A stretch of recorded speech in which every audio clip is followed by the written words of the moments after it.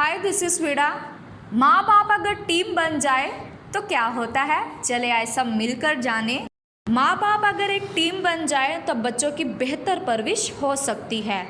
माँ बाप अगर एक टीम बन जाए तो बच्चों को बेहतरीन परवरिश दे सकते हैं। आपको करना यह है कि अपनी ज़िंदगी के बस 3 रूल बनाने हैं।